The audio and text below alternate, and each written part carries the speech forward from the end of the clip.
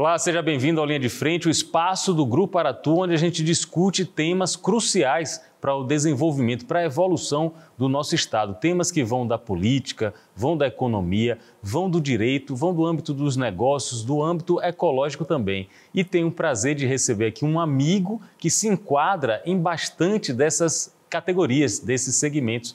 Paulo Sérgio França Cavalcante, escritor, empresário, advogado, atualmente presidente da Associação Comercial do Estado da Bahia. Também eu vou falar com ele sobre esse livro aqui que ele acabou de lançar. Paulo, é um prazer conversar com você, é um prazer ver sua lucidez em ação, Paulo. Meu amigo, o prazer é todo meu. Eu estou feliz de estar com você, como você disse, amigo, né? E que acompanha esse projeto, essa ideia, essa nova filosofia política social desde o início. Tem uma questão que Paulo sempre trouxe, desde que ele se tornou colunista ON. Ele tem mais de 10 anos no associativismo, mostrando como a sociedade tem a ganhar quando os empresários se engajam em questões como essa aqui, ó, consciência cidadã participativa transformadora. É o subtítulo do livro que ele está lançando aqui, que ele está oferecendo para a sociedade baiana. Olha aqui, ó, e aí? Como é o título, Paulo? E aí, isso é da minha conta? Isso é da minha conta? E o que é da minha conta? O que é da sua conta? O que é da nossa conta, Paulo? Essa provocação, e aí? Isso é da minha conta? Isso é da minha conta? Significa a gente se perguntar e entender, sim, né, é da nossa conta. Sim, a gente precisa exercer a nossa democracia participativa. A gente não pode esperar só no dia do voto, a gente ir lá e escolher o nosso candidato, nosso representante político e ficar só cobrando. Nós criamos uma cultura, Pablo, que é impressionante de a gente reclamar. Né? É que eu chamo, eu repito isso, vou repetir isso várias vezes, está no nosso livro. A gente tem a cultura de não querer nem sequer descer para as reuniões do nosso condomínio. Você sabe disso? Muita gente se Já falamos muito isso nos seus programas. Isso. E a gente reclama de tudo. Reclama de tudo, mas a gente não consegue, não tira nem um papel do chão. Vai reclamar nossa cara. Antes mesmo, me permita mostrar aqui, olha, antes mesmo de a pauta ESG estar em evidência no Brasil e no mundo, Paulo já trazia esse mantra, que está aqui na camisa que ele gentilmente nos trouxe. Participar e transformar. Consciência cidadã participativa. Conscientizar, participar e transformar, que seria uma missão de todos nós no ambiente de uma sociedade saudável. É o que você está propondo, que nossa sociedade tenha esses itens, esses indivíduos saudáveis. Eu vou pegar o gancho que você deu do ESG. Vejam bem, vamos raciocinar comigo. Óbvio que toda ação, todo pensar em sustentabilidade, em governança, né, em social, óbvio que é importantíssimo para todas as grandes empresas, todas as organizações, mas a gente precisa complementar ela, porque ela sozinha, isolada, ela não vai conseguir ter a velocidade que a gente precisa para transformar a nossa cultura e o nosso país. Então, porque quando você para avaliar como é que você pode atingir uma empresa com ESG, ela precisa ter uma empresa que tenha no mínimo, eu diria assim, um departamento pessoal ou um recursos humanos que é mais amplo do que um departamento pessoal. Já seria uma empresa de médio a grande porte. Exatamente. Mas você quer atingir todo mundo. Para ter ação na Bolsa de Valores ou com fundos de investimentos que iriam investir nessa empresa. A gente precisa, isso eu trago no livro, é isso que eu chamo para a nossa responsabilidade, ter coragem de olhar sim, para a nossa nação e encarar que ela tem mais de 50% dos postos de trabalhos informais em nosso país.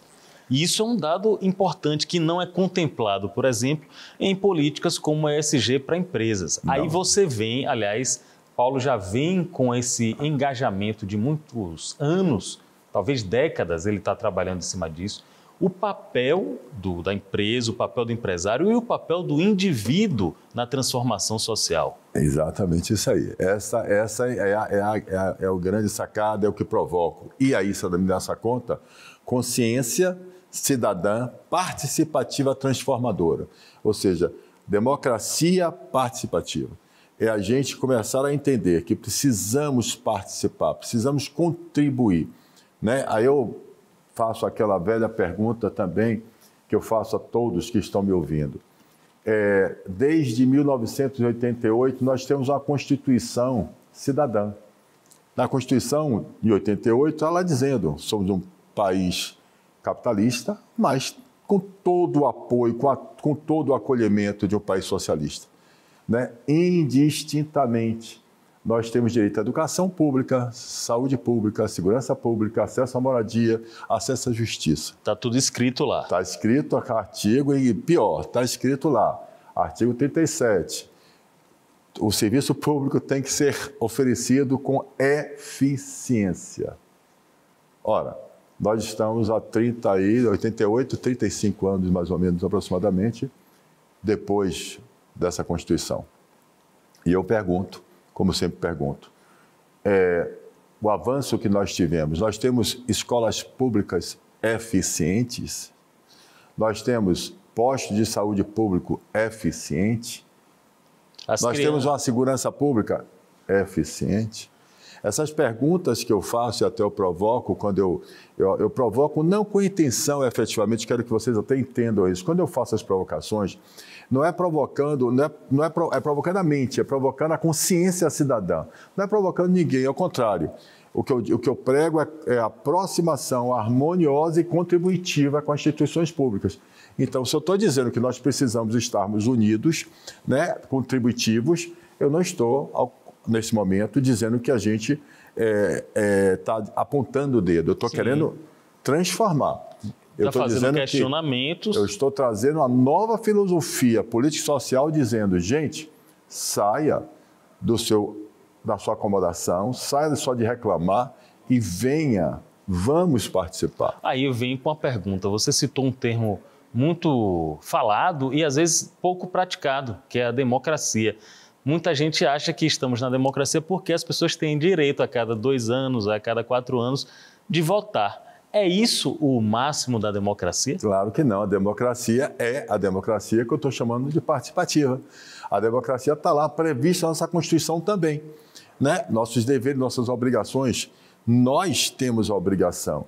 Nós temos a oportunidade com projetos de lei popular. Nós temos plebiscito, nós temos referendo, nós temos os observatórios, nós temos as comissões mistas para participar da sociedade civil organizada do nosso Estado, os orçamentos públicos. Quem é que vai ver uma planta, um projeto, quando a prefeitura coloca num grande shopping, né, mostrando, divulgando como é que vai ser o nosso plano diretor? Quem vai lá olhar? Quem vai lá olhar o orçamento do Estado e dos municípios? Talvez algumas pessoas estejam assistindo agora, aí estão pensando assim, estão imaginando assim, é fácil para esse senhor falar, ele é um homem bem-sucedido, ele é um empresário, ele é presidente da Associação Comercial do Estado da Bahia, então, para ele a vida é fácil, a vida é simples, é um discurso que ele está adotando. Aí, muita gente que está nos vendo agora, que tem uma condição desfavorável, que não teve tanto estudo como você teve, está dizendo, e aí, o que é que eu posso fazer? Que eu sou diferente de Paulo Cavalcante. A história é assim mesmo, Paulo?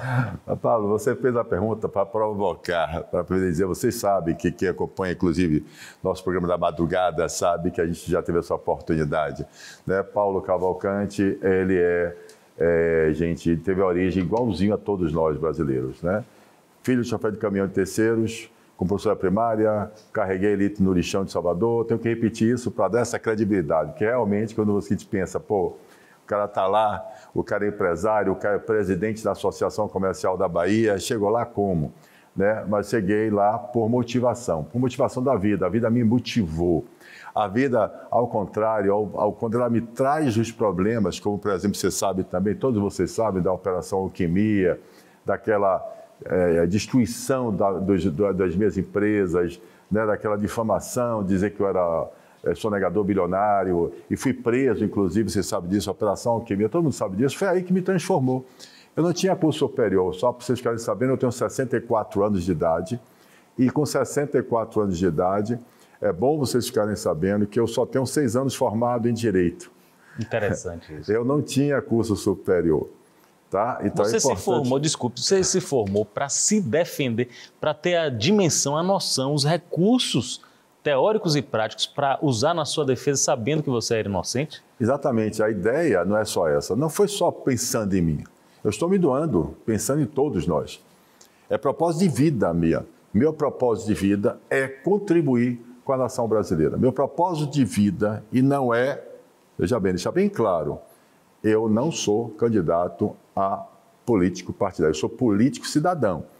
Eu defendo a democracia participativa através do associativismo, através daquelas pessoas que menos precisam da educação pública e da saúde pública. Eles que menos precisam são os que mais podem fazer pelo nosso país. Afinal de contas, quando você teve a Constituição Federal, a Constituinte não era feita de todas as pessoas que tinham educação, acesso à educação. Tanto é que a gente pensou em melhorar nosso país através da educação. E realmente é um caminho, mas antes da educação nós temos que ter consciência cidadã, consciência da necessidade desta educação. Então veja bem, o que eu estou falando é efetivamente todo o meu movimento no sentido da minha vida, propósito de vida. Eu acredito que a gente pode transformar o nosso país, transformar ele num país muito melhor. Mas isso precisa da participação de todos nós e principalmente dos empresários, através do associativismo, através da sociedade civil organizada, através de todas essas pessoas que já fazem um trabalho magnífico em nosso país de cidadania.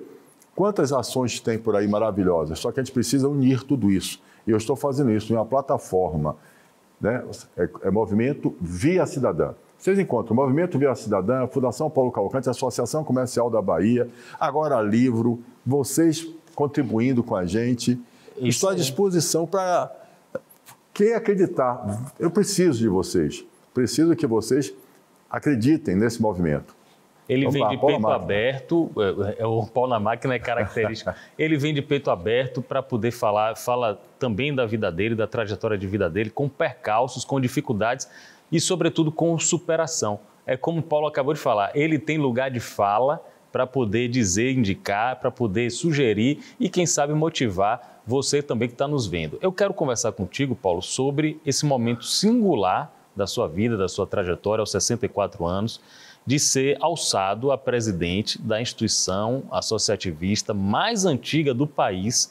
Você está hoje, você é um emblema, você é um símbolo de uma instituição muito sólida que a gente tem na Bahia, que é a Associação Comercial.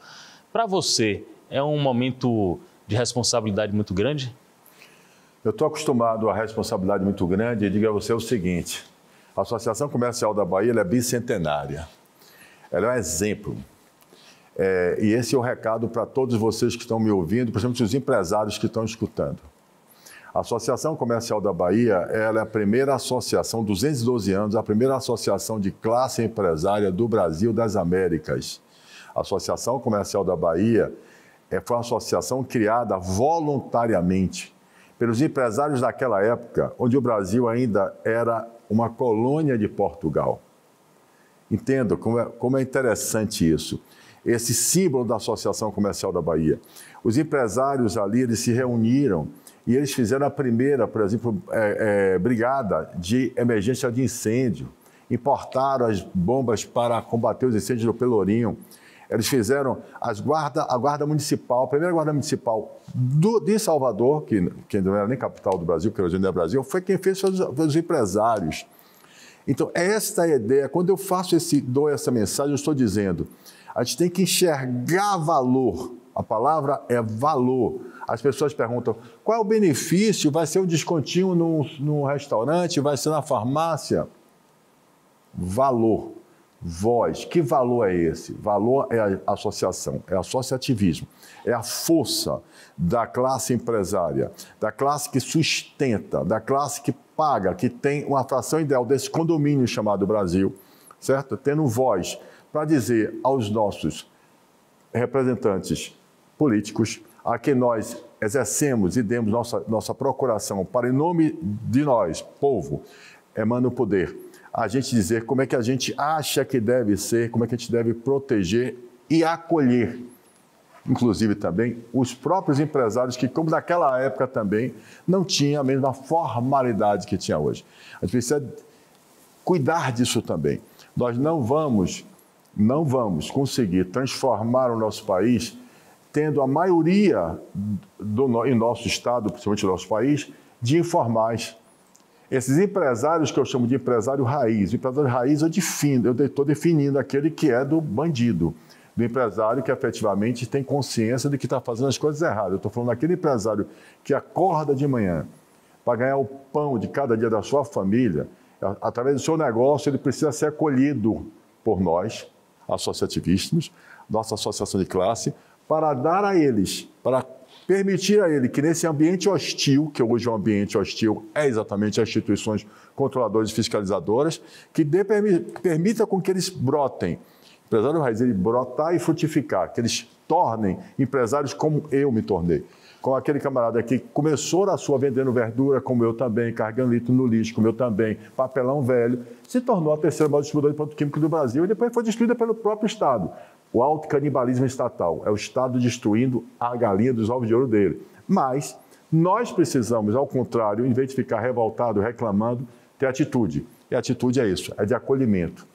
E é isso aí que eu... Paulo Sérgio Cavalcante, 64 anos, escritor, advogado, presidente da Associação Comercial da Bahia, empresário e uma pessoa que nos eleva no horizonte mental, porque você traz algumas mensagens aí que abrem nosso cérebro, abrem nossa mente para outras possibilidades. Uma delas que você sempre conversou quando veio aqui na Aratu é sobre a importância do lucro, que muita gente, até da mídia, até algumas pessoas mal informadas ou de movimentos sociais que não estão entendendo a necessidade do lucro, muita gente gosta de demonizar o lucro. Por que é que o lucro é tão importante para a manutenção e a evolução da sociedade? Poxa, não existe sociedade próspera sem a produção de riqueza. A gente tem que entender e enxergar como uma coisa virtuosa, né? Eu costumo dar um exemplo também interessante, que é bastante... Você vai para qualquer país desenvolvido no mundo e que tem pleno emprego, que tem o desenvolvimento de uma educação também bastante evoluída, níveis baixíssimos de pessoas que não estão na escola e tal, você vê lá a produção de riqueza traz bem-estar social. Quando você vai para Miami e você chega lá e contrata uma diarista para fazer uma hora na sua casa de diária, é $100. $100 são R$500. Uma hora de trabalho, às vezes duas. Ora, o que é que eu estou dizendo? Aonde você produz riqueza, você pode ter, com certeza absoluta, melhores condições de vida. Nós precisamos acabar com essa ideia equivocada, certo? Do oportunismo, né? Do oportunismo e da pessoa pensar, eu estou sendo esperto porque eu estou ganhando assistência, eu estou ganhando R$600, então eu estou sendo sabido, eu não quero carteira assinada, eu não quero montar minha empresa, eu quero continuar ganhando R$600. A gente precisa despertar no cidadão brasileiro, no povo brasileiro, certo? O sentimento da autoestima, pilares de autoestima cidadã. A ser assistido é legal, é muito bom quando eu preciso, mas eu preciso me sentir pertencente, dono desse país. Eu preciso ter autoestima, eu preciso querer me sustentar minha família e meus filhos. E isso, a gente precisa contribuir essas pessoas a terem essa autoestima. Pilares de autoestima cidadã se dá com o sentimento de pertencimento e unidade. É isso que eu estou pregando, é isso que eu estou falando nessa nova filosofia e nesse livro e na Associação Comercial da Bahia. A Associação Comercial da Bahia vai ser uma grande ferramenta para que a gente possa promover essa união de todas as entidades de classe do nosso Estado e do Brasil, buscando esse mesmo movimento, consciência cidadã participativa transformadora, democracia participativa. Vamos fazer acontecer juntos, vamos contribuir com as nossas instituições públicas, vamos contribuir com os nossos gestores públicos, vamos contribuir com a nossa legislação, vamos aumentar o ambiente de segurança jurídica, vamos fazer com que nós, empresários, e vocês que são empresários raiz, informais, mas são de bem, venha para a associação que ela vai lhe acolher, não só a associação, junto com as instituições públicas, junto com o Estado brasileiro. E aqui nós temos a oportunidade na Bahia, muito grande, de fazermos isso. Eu tenho certeza disso. Paulo Cavalcante está aqui conversando com a gente na condição de escritor, de presidente da Associação Comercial, de empresário e também de uma pessoa que estudou, é formada em Direito e pode nos ajudar a decifrar esse mundo Você acabou de citar aí, insegurança jurídica. Muitas pessoas, Paulo, que sentam nessa cadeira, que são empresários, empreendedores, falam, Pablo, às vezes eu tenho até um investidor estrangeiro que quer colocar um aporte aqui legal para a gente ter um negócio, para a gente fazer um projeto que gere empregos. Mas a pessoa não tem um norte, a pessoa não tem um alicerce. Será que eu vou poder montar um hotel numa zona lá do litoral da Bahia? Será que eu vou poder fazer uma fábrica em alguma determinada localidade do interior do estado? Porque não sabe se tem a legislação, a jurisprudência capaz de manter o negócio dele. Como é que você está enxergando isso? Pablo, é muito pior do que você está dizendo. A sua pergunta foi excelente. É pior do que isso. A pessoa tem a licença, pesquisa, faz a pesquisa de mercado, adquire a licença, implementa, gasta o seu dinheiro e depois vem e muda. É muito pior do que você está dizendo. É gravíssimo. É gravíssimo. A gente precisa entender, né? E aí eu de novo, pelo amor de Deus, a gente precisa compreender que não existe, eu estava falando de sustentabilidade, não existe nenhuma agressão maior ao meio ambiente do que a pobreza, do que a falta de dignidade humana. Não tem, gente. A gente não pode pensar em um ser humano, um indivíduo, pensar em falar em defesa da arararinha, não sei o que lá, da árvore e tal, se a gente está passando necessidade, está passando fome. Então, veja que interessante. A gente precisa de educação, a gente precisa de desenvolvimento econômico, as pessoas querem gerar emprego. A gente aí cria uma situação que não dá para compreender. Por isso que eu estou insistindo. A classe empresária, o cidadão brasileiro, não é só a classe empresária. Eu estou falando de você intelectual, estou falando de você professor. Essa semana eu estava na escola pública, a semana passada, quinta-feira, semana passada, na escola pública do Estado, na escola do Roberto Santos. Eu estava lá fazendo uma palestra voluntária, de noite, às 8 da noite, até às 10, lá com os estudantes da escola pública, tá? E eu estava lá vendo que tinha uns 8 professores.